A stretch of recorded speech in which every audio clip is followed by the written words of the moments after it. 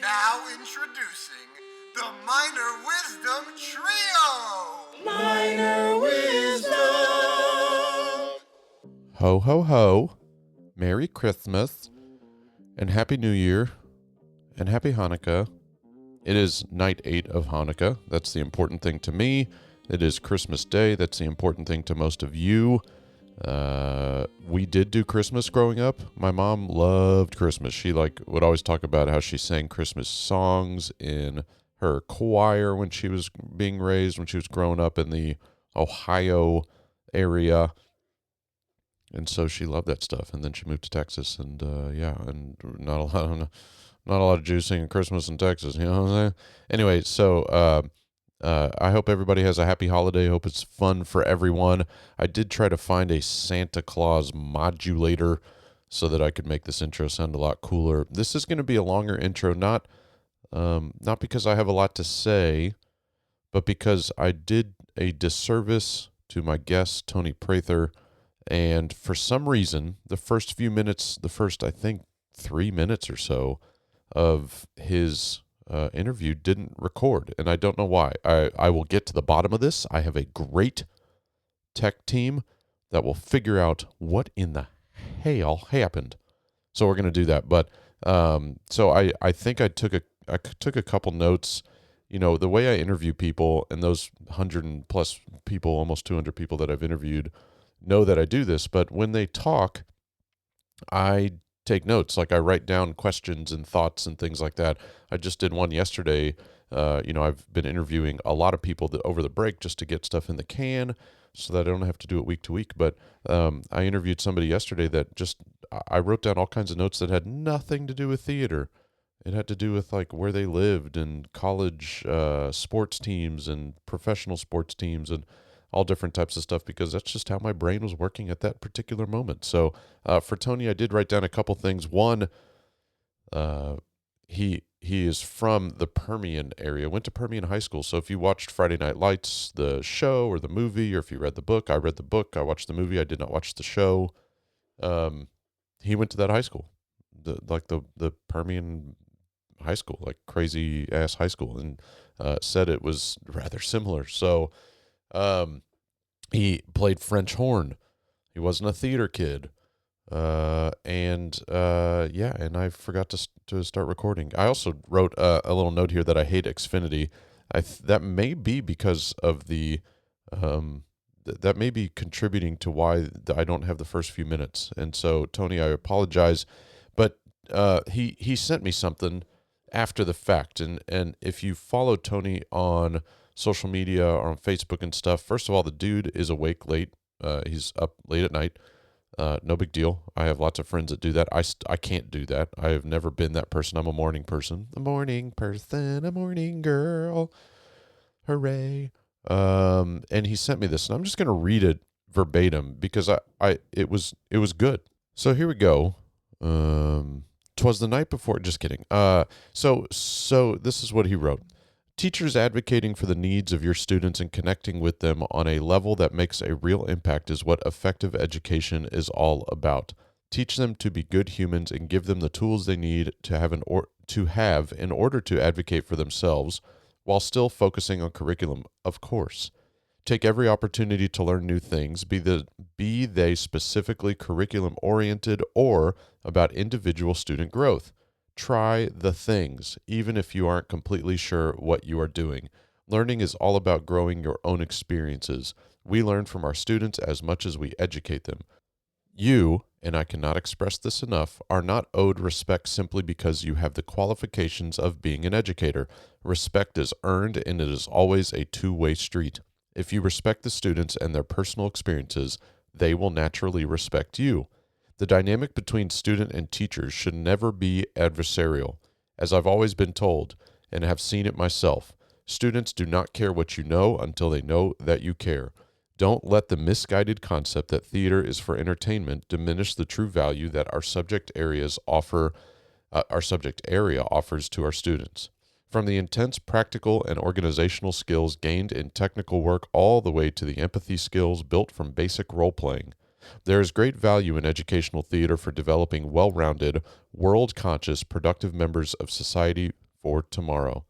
Be aware of student needs and be cognizant of those intuitions you have. Build the relationships. Build, I should have warmed up. What to do to die today. Build the relationships, create the safe spaces, make yourself available for the tough conversations, be the person you would like to see your students become. Model success. So these are the words of Tony. This is after the fact. He sent these to me. And I agree. I mean, not a lot of that was Tony. It was regurgitated from other places and put together in his words and a sort of summary, if you will. We've heard a lot of that stuff before, but sometimes we have to be reminded of that stuff. And so I appreciate Tony sending that to me and just saying, hey, man, you have the ability to speak on this. Yo, let me speak on this, which is a wrestling reference. Nobody knows it, but yeah, so there you go. And I agree. Hey, if you haven't signed up for T-Tech, the Texas Thespian Educator Conference, what are you waiting for? Apparently, I'm not in the UIL world other than being a contest manager, and I understand that this still might affect me, the contest manager side of things, but there is some hubbub about two particular places, Concord Theatrical and Dramatists, that are kind of changing or adapting or pulling or whatever, the rights to shows are being affected. And you can learn more about this on the UIL One Act Play Directors page, which I know a lot of you are not on because it is sort of a stress, if you will. So they're going to be at T-Tech, and they're going to have a platform. They're going to have an official platform that Thursday morning. So one will be from 10 to 11, one will be from 11 to 12, and then they're going to be around through Friday. I believe they're leaving Saturday morning. I could be wrong about that. But you should consider coming if you are having problems with your rights and such. You want to make sure that you're attending. It'd be awesome if you were there regardless of that, even if you aren't having trouble. Don't come for the negative, stay for the positive. You know what I'm saying? And just make sure that you're there. It's going to be a heck of a time. I've made sure to schedule lots of really great workshops, a variety of workshops. Cameron Ware will only be there Saturday. Cameron, if you know Cameron, he's with Light Labs. They do projections, and he's going to do all this kind of stuff about projections. And it's just fun. It's just a fun time. There are no kids. It's just adults. So head on down to, I forget what it is that Justin Timberlake says, but in that SNL sketch when he's got big old hands on and stuff like that. But it'll be fun. T-Tech is going to be really, really awesome.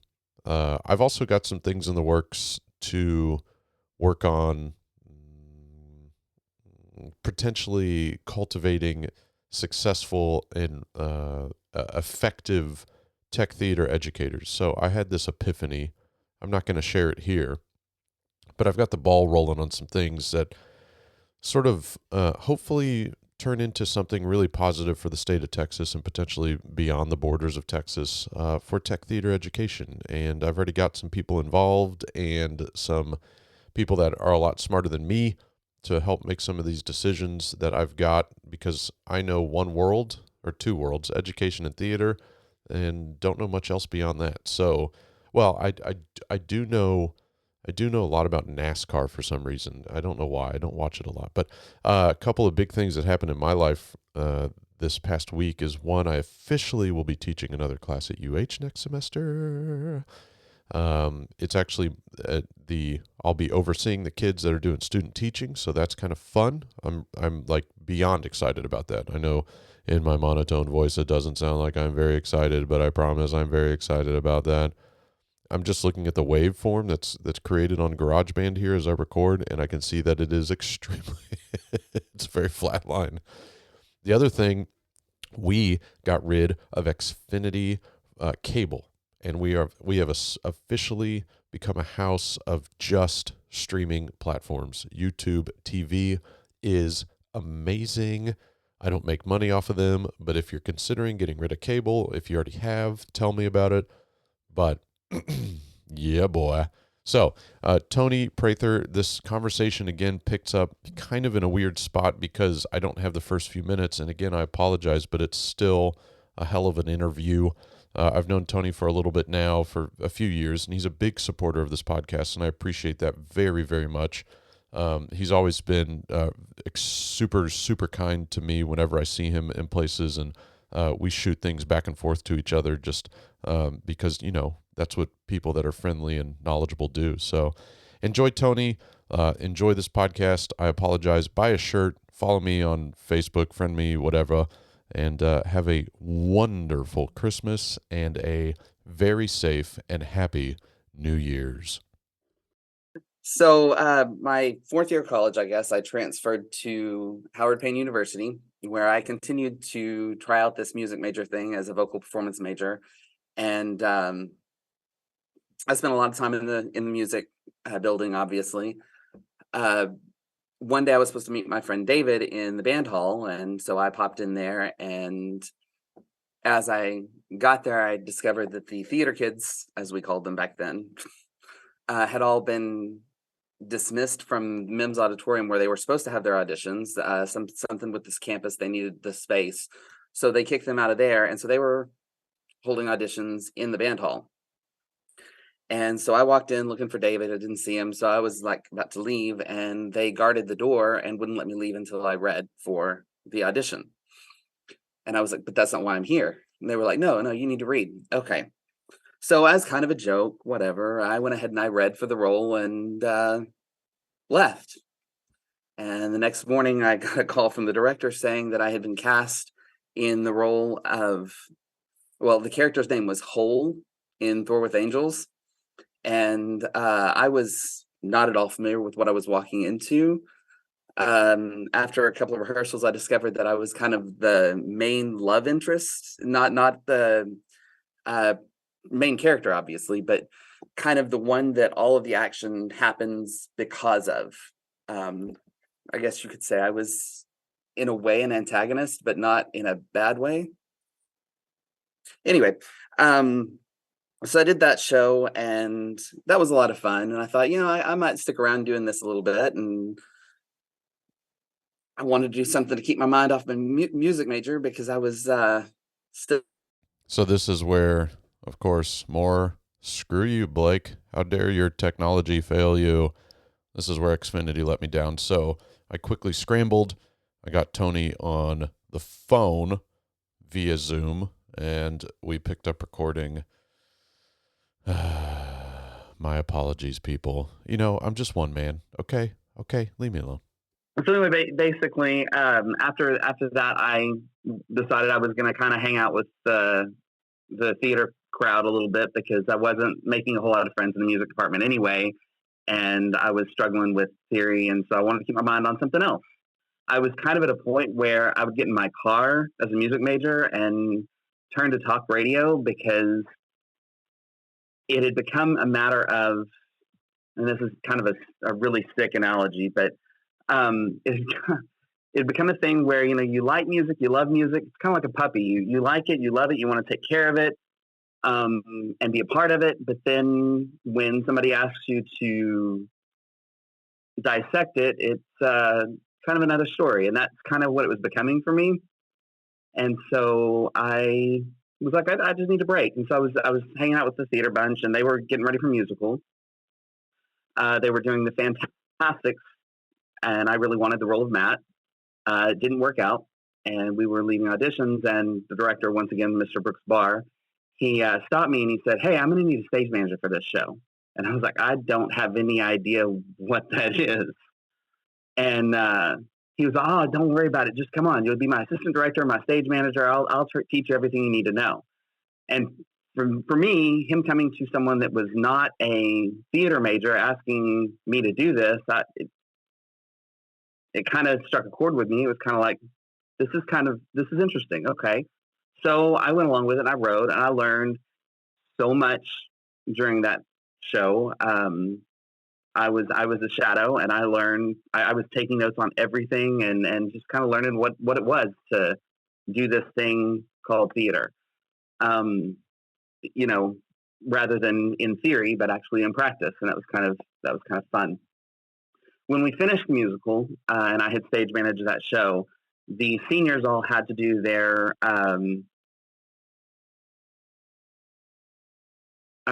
final student directs, and I was leaving rehearsal, or no, I was leaving after strike. That's what it was. It was strike of that particular show, and they were all getting ready for their senior directs, and all three of them, because there were only 3 graduating that year, tackled me at once and said, "We want you to stage manage one of our shows." Well, as it turns out, I ended up stage managing all 3 of them simultaneously, which was fun. And obviously my grades kind of tanked because I was spending my time at rehearsals. Class? Who needs class? And by the time it was all over with, I had gotten to know many people in the department.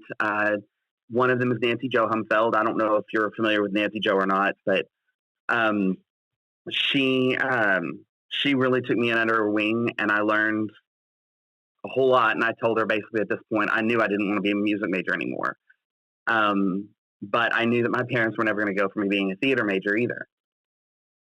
So she sat me down and we kind of talked a little bit, and she kind of pointed me in the direction of communications, because there was a way that I could do communications and still get the training I needed for theater. And so it was kind of a back way around things to a broader path, if you will. And so I came home and told my parents, "Hey, I'm gonna be a communications major." And they were like, "Well, that's great, but we're not going to spend that kind of money at Howard Payne anymore then, because you can do that right here at the University of Texas Permian Basin." So now I transferred back home and went to the University of Texas Permian Basin, where I majored in communications. Met a lot of really great people, had some major influences there, one of which was Sean Watson. I know you've, in another episode, you've heard mention of her. She is a one-of-a-kind creature, and I love her to death. Finished up at UTPB, and after, I guess, in total, it was 7.5 years of undergraduate work, I finally graduated with my bachelor's in communications with a minor in vocal performance music, and immediately walked into the classroom. My first year of teaching was at an elementary school, a magnet elementary school for the performing arts, Milam Magnet in Ector County. And I was not 100% certified yet. So I was having to simultaneously teach and earn my certification. And that held its challenges. It was a rough year. When they say first year teachers have it rough, they're not exaggerating. If you don't have the support you need and you don't have, good mentors, then you're kind of out there on your own, and you don't really know what you don't know at the time.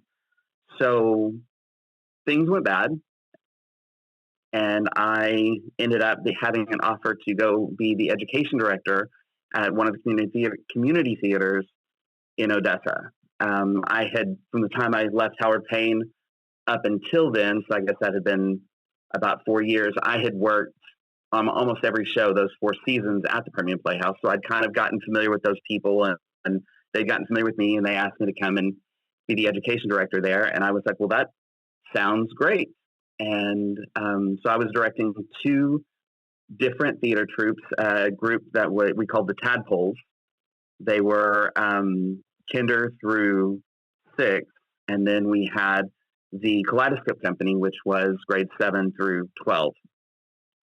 And really enjoyed that. Said I was never going to go back to the public classroom again, because I was having a chance to do what I wanted to do all the time, and I wasn't having to deal with lesson plans and all the other things. I mean, obviously I had to come up with a curriculum for the theater, but it wasn't the rigid, your lesson plans have to be turned in at this time by this date, and people checking up on me. And it was a more free environment.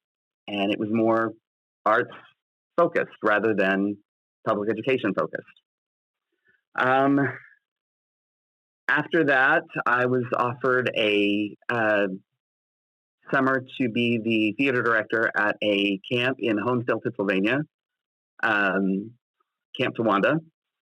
And I met a young lady from New York. Her name was Danny Kaner. And she and I, once they had asked me to come, she and I were talking on the phone like endlessly, hours and hours of conversation. I loved this young lady. Unfortunately, we lost her in 2012, I think, to a battle with breast cancer. But she was a very dear friend of mine, and she kind of mentored me along the way, getting ready for that summer at camp, where we produced 3 shows in 7 weeks, and those were full-scale musicals. So that was fun. And then after leaving there, they had asked me to come back the next summer, so I did 2 summers there, and then after that, I got married. So my wife had to deal with me now. We learned real quick that I needed to find a place where I really was starting to build my career back, and I found that I was missing the classroom. After saying years ago, I'm never going back, I found I was actually missing the classroom. So I went ahead and I finished what I had left on my teaching certificate that I hadn't finished before, and was a general ed teacher for, I guess, 4 years. Yeah, 4 years. Had 5th grade 1 year and 6th grade the other 3. During that time, I was challenging for other certificates. I challenged for my speech. I had my speech. My speech is what made me, highly qualified. So I challenged for my general ed. I got my ESL. I got my theater. Let's see. Hold on.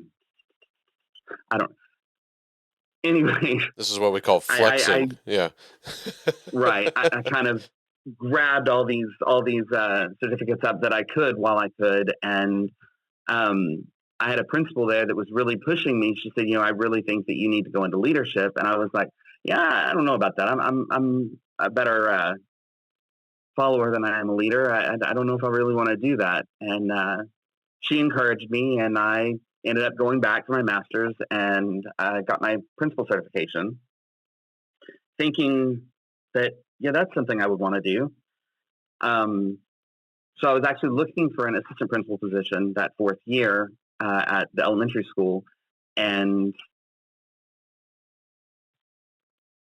a position for a junior high theater director came up. And I kind of battled myself with it for a little while, trying to decide, what do I want to do? I mean,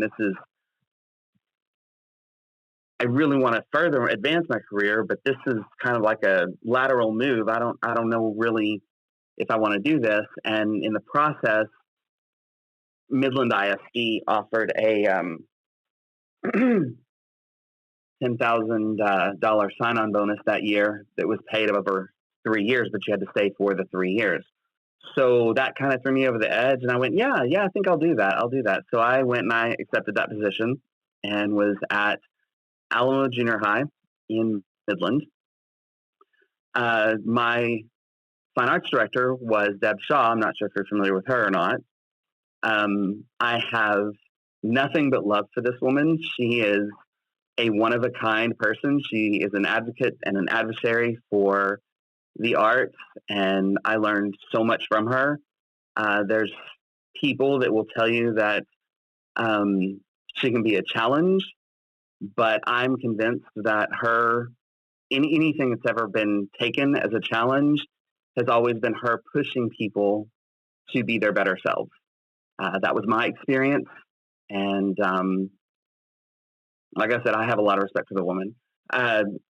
During that time in Midland, I was able to work with my dear friend Scott Timms. I've known him for just over 20 years, I guess, and kind of learn a whole lot from what he was doing and what with UIL One Act, and he allowed me to assistant direct for all 3 years of his time at my time at Alamo. I was assistant directing his shows at Lee High School, and that was a great experience for somebody that was just coming into competition. My first year in One Act, I took these 7th and 8th graders, and I was so married to the script that I took that I struggled with cutting.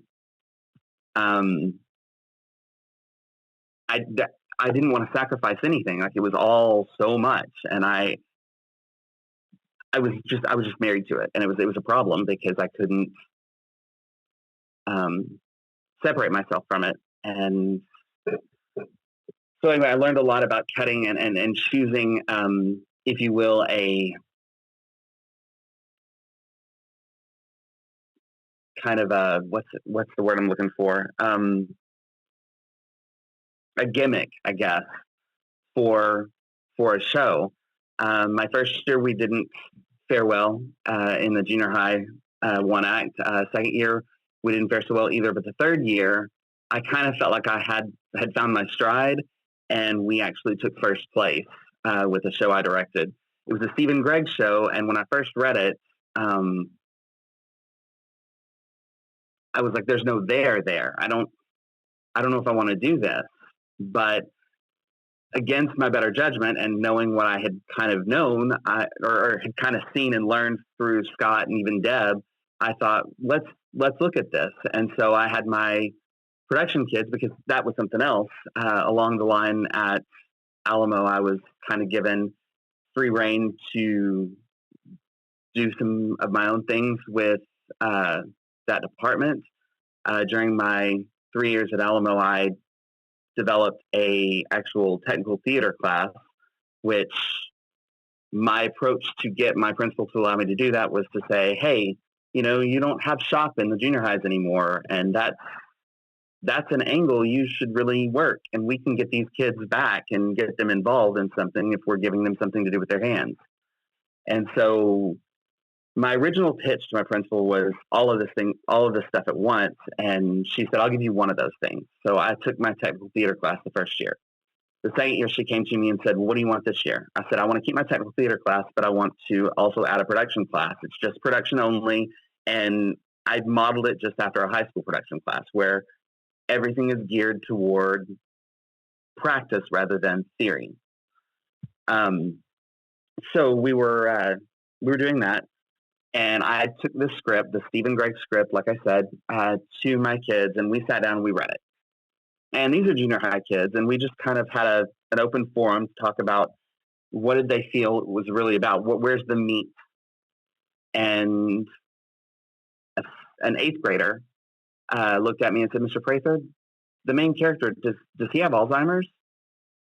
And in that moment, all of a sudden, the entire script made sense, because we had kind of the thing to play. And so we went back and we played it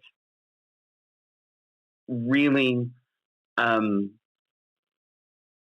of investigating as though he does have Alzheimer's or dementia, or it's end of life kind of a terminal situation where he's kind of losing his mind's betraying him. And all of a sudden, the entire show just took a whole new direction, and I said, let's do this. And so we started working it, and that, like I said, that was the year that we had all committed to it, and we took home first place. So that was good. After receiving that first place, I kind of said to myself, okay, I've conquered the junior high thing. I know one time at One Act getting first place is really no big thing, but for me it was. And so I was like, okay, I'm ready to move to the next step. I want high school. I knew I wanted high school. So I started looking. I knew that at the time Midland ISD was not able to afford to open up a second position at Midland Lee so that I could work with Scott, which was kind of disappointing. But I thought, sure, Scott was there for, ever. He was a lifer, so I didn't see him leaving anytime soon.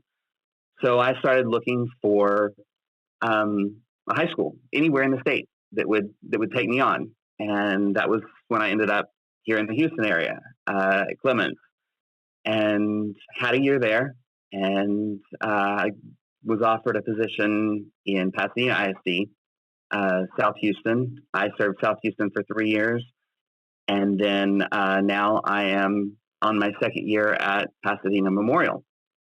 So I can honestly say that my time here in Pasadena is the longest school district I've worked for. Yeah. And now you're at one of 12 memorial high schools in the city of Houston. Oh, yeah. Yeah. That's funny. So, that's quite the journey. I did not know all of that about the French horn, band kid, all that stuff. I try not to talk about it. It was Yeah. kind of traumatizing. I love what you said about you just walked around with a French horn, but that was good. Yeah, yeah, yeah. So Permian High School, how much, like, you probably didn't have to explain to anybody anything about Permian High School until Friday Night Lights came out, and then all of a sudden, whenever you say that, especially to, well, I guess it was a national thing, but but anytime you say Permian High School, now you have to kind of acknowledge, yes, that Permian High School. Was it much easier back in the day? I don't know. I mean, it was most of the time when I think back to the late 90s, early aughts, before the film Yeah. became a thing. A lot of people still knew about the book, but the film, of course, really blew it up. Yeah. But up until then, nobody really knew where Odessa Midland was. And so I spent a summer, I guess in 99 in Vail, Colorado, and everybody on my team that I was working with there kept asking me, where is Odessa, Texas? Where is that? And I'd hold up my little hand and say, where New Mexico's here and Texas does this number, we're right there in the armpit. But nobody would know. And now people have a pretty clear understanding of where it is. Yeah. So, yeah. Was that authentic? Like the story? Most of it, yes. Yeah.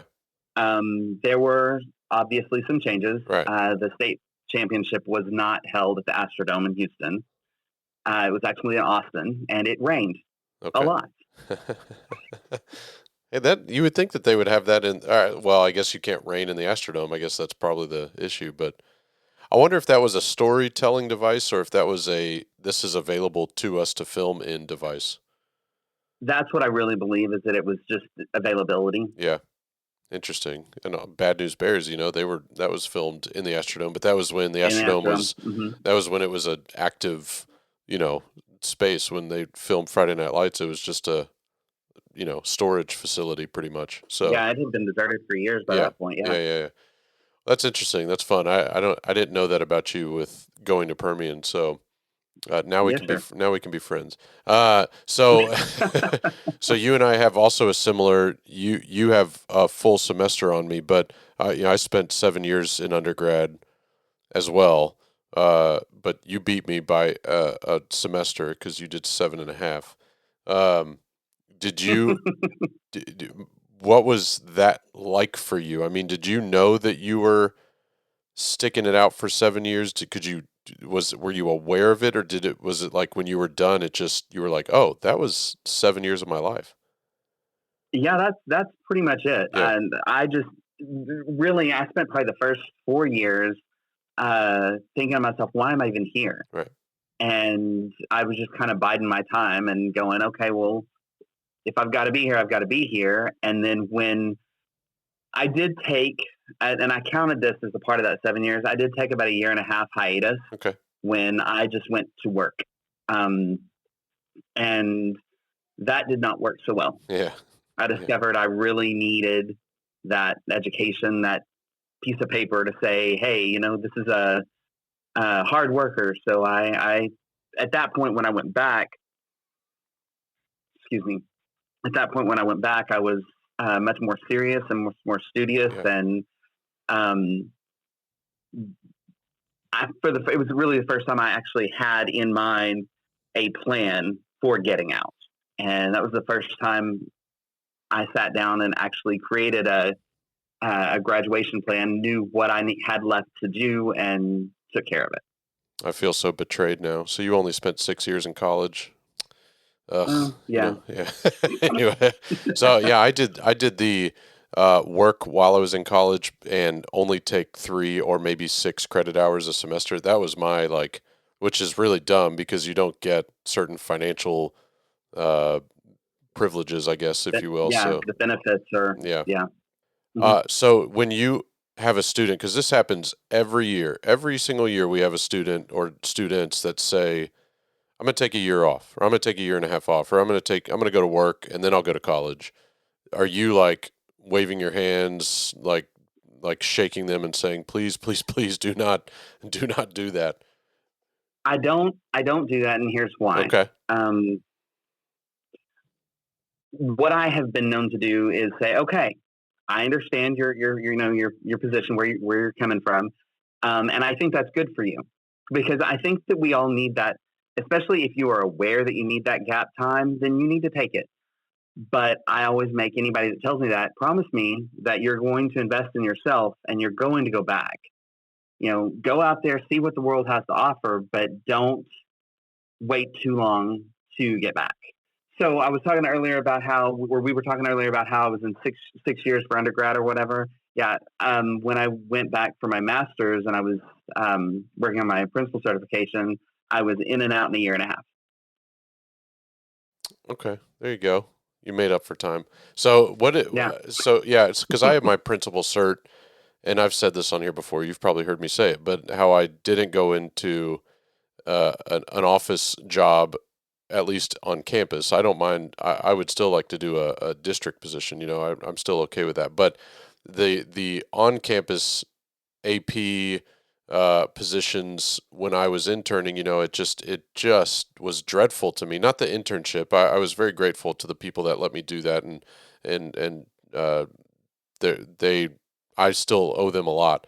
But what the experience of getting to know the truth behind what they do was what was dreadful to me. Was oh my Mm-hmm. gosh, I have to only deal with behavior issues, and I have to do 3,000 ARDs just today, and like all these different things that were all kind of given this negative connotation. And so I didn't want that, because I'm surprisingly, this might make some people laugh, but I'm actually a very positive person. It's just I go about my positivity in a rather unique way. So, but I very much am anti-negativity, which I know is kind of a double negative. But so I didn't want to do administration. What was it about like your experience that maybe kind of gave you a bad taste in your mouth? And be careful. You may want something in the future. No, it's good. It's good. I can actually tell you. I can actually tell you the moment that it happened. It was back when I was at Alamo, and this was when I discovered that if what I want to eventually do with my principal certification is I would like to eventually be a fine arts director for a district, work in an administrative office, like you were saying. But the moment that changed everything for me and made me realize I did not want to go into campus administration, I had a student who I went to my administrators and told them, I see this kid every day. I know this kid. Something's going on. And I saw tendencies of a very mentally unstable young man. And when I went to them, they kind of shrugged me off and went, "Oh, Tony." And okay. So I kind of backed off and I went on about my business. Well, it wasn't long after that, the student actually made terroristic threats on campus. And once that was done and administration was made aware of it, it was only a matter of an hour and a half before they had that kid pulled out of class, taken by police car, and had him in front of the magistrate. And end of the day, I walked into my principal's office and I said, I don't understand. Why couldn't we have intervened and gotten involved when I saw the issue? I mean, I was like, this isn't coming as a surprise to me. And I was like, this just kind of solidifies for me that I don't want to go into administration, because realistically, they knew the information. They could have proceeded to do something, and instead they took a wait and see approach. And that kid, things got so bad that he made permanent decisions that impacted his future. And, I was told, oh, Tony, but it's not like that, because when he's 18, it'll be expunged anyway. Yeah, but these kids, they start applying for colleges at 16. So that doesn't make me feel any better. And just the idea of having to make split-second decisions sometimes to cover your own, self, that bothered me. I consider myself to be a student advocate, and I would have a hard time, if I'm being honest, not saying, you should have done that, but part of that's on me because I didn't get involved. I didn't do anything. Yeah, I appreciate your candidness and honesty there. That topic itself is like almost as adolescent as this sounds, as when to intervene. That's kind of the like topic is, when do I try to say something? And it doesn't just have to be even about a mentally unstable kid. Right now at an independent school, private school, it's not a religious school. It's a college prep school, pretty much. We don't deal with the same diagnosis as public schools do. We don't have that because there's a different set of laws for us, pretty much, in regards to how we identify and treat and all that kind of stuff. So, but I have had many conversations with people that I work with to say, hey, this student A is clearly this, or student B is clearly that. What do we need to do that? And to the credit of my school, like if you go to them and you say, so-and-so, Blake Minor is this, or I have suspicions of something, they take care of it almost immediately. I mean, it's kind of like Minority Report, where they just they jump in before the problem even starts, and so, that's not a knock on my current situation at all, but it is one of those things where they don't diagnose it unless the teacher is really the one to step up. There's not a lot of parent involvement in that world. And again, right. Different situations, it's not one's not better than the other, but that's a whole, I mean, there's a workshop right there, man, to just have that chat of when is the right time to step in. So, I mean, good on you for trying, but also good on you for recognizing that, well, maybe, so it's that I joke with my students, when they, when they're in the shop or something, and they jokingly say, "Oh man, if I fall off this, I'm gonna die." And I'm like, "Hey, please don't die. Like if you fall, just break a leg, because the paperwork for death is just incredible. You wouldn't believe it's astronomical. it." Yeah, right. So it's kind of that, not to make light of that situation, but it's kind of that with administrators. It's like, if I listen to Mr. Prather right now, that means I'm held accountable for what he's saying, right. And now I'm going to have to go do this, and it's going to take this much time, and so I totally, that was a long wrap up of that situation, but I get it. Let's turn to a positive a little bit. So I told you when we started recording that I was going to ask you about the pictures behind you. So being someone that knows how sound works, don't turn around and start explaining the pictures, because then I won't hear you. But are those all pictures from Pasadena Memorial, or are those things that have accumulated over your career? These have all accumulated over my career. Okay. It actually started with my very first class 14 years ago. I had a group of fifth graders that I was about to hand out their the small pictures that they used to give the Yeah, the teachers wallet size or of all whatever. the Yeah. right.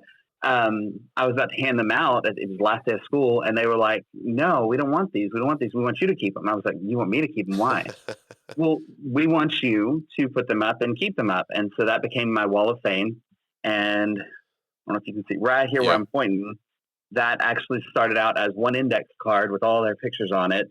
And then from there, that story has been passed down on and on and on and on and on. And so I have random students here and there that will continue to leave photos with me. And then, of course, we've added stuff from contests and other Sure. things that we've won. And several of these pictures I took, obviously, too. But yeah, it's just kind of continued to add on all the students that have been a part of my program over the years, It's no matter where that program is. It's funny because it's kind of also an unintentional history of photography because it looks to me that you have some like that were developed in a dark room, like it used to Mm-hmm. be on film, and then some that are just here's my color printer and I'm going to print these out. So it's like the history Yes. of a little bit of a history of that. So you've been doing this for 14 years. Is that what you just said? Yes, if you do not count the years of substitute teaching that I did along the way too while I Okay. was in college. Okay. Because we're in the same. I think I've got one on you, but I took 3 years off. So Okay. I've got one as far as years, but not in the classroom years. But okay, well, good for you. Yeah, you and I, maybe we're twin brothers. Maybe We so. we just don't know it. So another thing is, you weren't raised. I've always got to talk about one act play. It's like it's I'm held accountable by my huge fan base of Julio and Stuart Savage. But Of course. yeah, but you weren't raised in the one act play system. I was not raised in it, no. Right. But in Midland, Texas, it's a very real religious thing. Well, you knew about it, but you were busy playing band kids, so you didn't Right. really take part in it. So how much do you think your life or the way that you go about one act play, directing and tech and all that stuff, do you think you would be different now as a teacher doing all that if you had been sort of immersed in it in high school?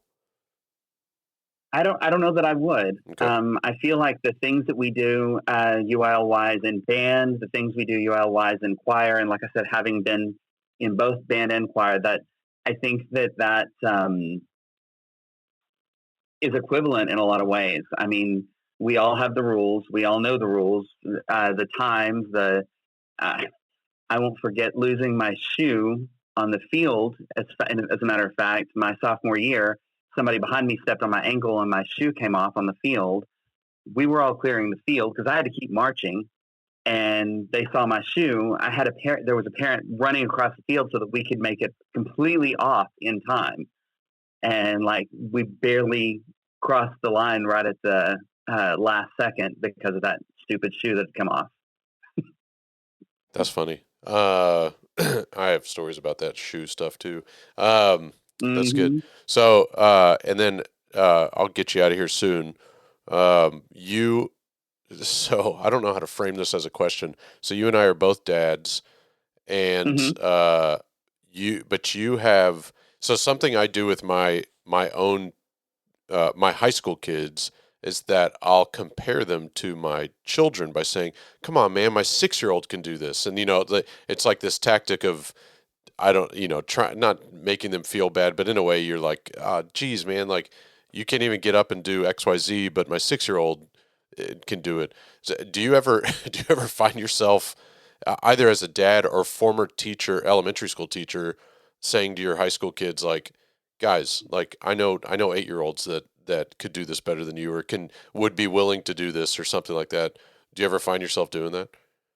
All the time. I've actually got a picture of my daughter that I keep on my phone. I've shown a couple of times. Yeah. I was working on painting a couple of set pieces in the black box, and she insisted on helping, and she came over and started standing, and a student took a picture of it and sent it to me, and so I'm like, look, if a 4-year-old can do it. Yeah. That's funny. It's good ammunition, man. I don't know. I don't know if it ever makes my high school kids feel bad, but it definitely makes me feel good. So, Of just, course, yeah. yeah.